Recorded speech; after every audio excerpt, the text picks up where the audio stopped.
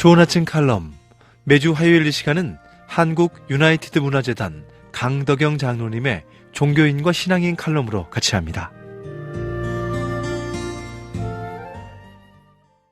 안녕하십니까, 강덕영 장로입니다.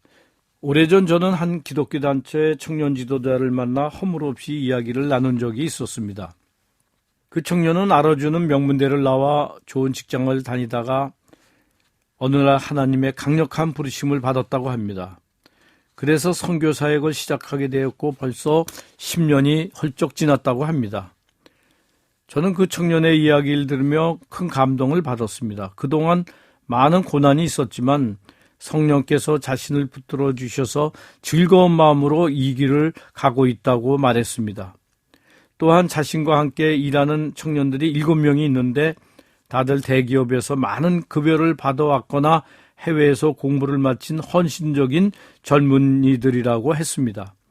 그는 동료들에게 한 달에 200만 원 정도 봉급을 주는데 전 직장에서는 최소 500만 원 이상 받던 청년들인데도 이곳에서 즐겁게 일하고 있다고 했습니다. 가정들도 있지만 한 달에 그 정도 소득이면 살 수 있다고 여유 있게 웃는 모습에 제가 감동을 받았습니다. 이 돈도 강연료와 출판한 책의 인쇄 등으로 간신히 꾸려가고 있다고 했습니다. 무엇보다 모든 것을 하나님께 원하시는 대로 쓰임받고자 한다는 말이 제게 아주 의미 있게 들렸습니다. 모 대학에서 건축과에 재학 중인 한 청년은 휴학을 하면서까지 사역에 동참하겠다고 했지만 졸업 후 같이 사역하자고 말렸다고 합니다. 나는 이들 젊은이들의 모습을 보며 우리가 걱정을 하지 않아도 하나님이 한국을 위해 좋은 싹을 키우고 계시다는 생각이 들었습니다. 사실 나는 그동안 교회 청년들에게 일부 실망을 하고 있었습니다. 평소 교회 청년들이 예배드릴 때 CCM이나 빠른 비트성 찬양에 너무 열광하는 것이 마음에 안 들었습니다. 교회의 경고성을 떨어뜨리고 너무 자기 자신이 그 음악에 빠져드는 걸 보고 참 안타까운 생각을 가진 때가 여러 번 있었습니다. 청년부 예배를 인도하는 교역자보다 싱어라는 청년이 오히려 메시지를 주는 모습도 매우 부자연스러워 보였습니다. 그래서 청년들이 찬양에 몰입하는 것보다 성경 말씀과 기도에 열중했으면 하는 생각이 들었습니다.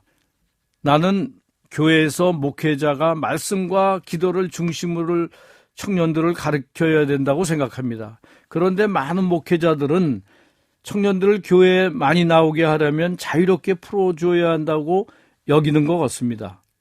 그러던 중 만난 청년 지도자의 온전한 헌신의 삶을 보고 나니 정말 기쁜 마음이 들지 않을 수 없었습니다.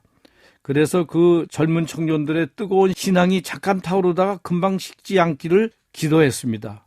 그리고 자신의 의무를 수행하려는 의지가 약해지거나 두려워 떨지 않기를 바라며 그들을 격려해 주었습니다. 우리는 하루하루 살면서 성령의 검으로 마귀와 대적해야 합니다. 저는 이 성령의 검이 바로 성경 말씀이라고 생각합니다.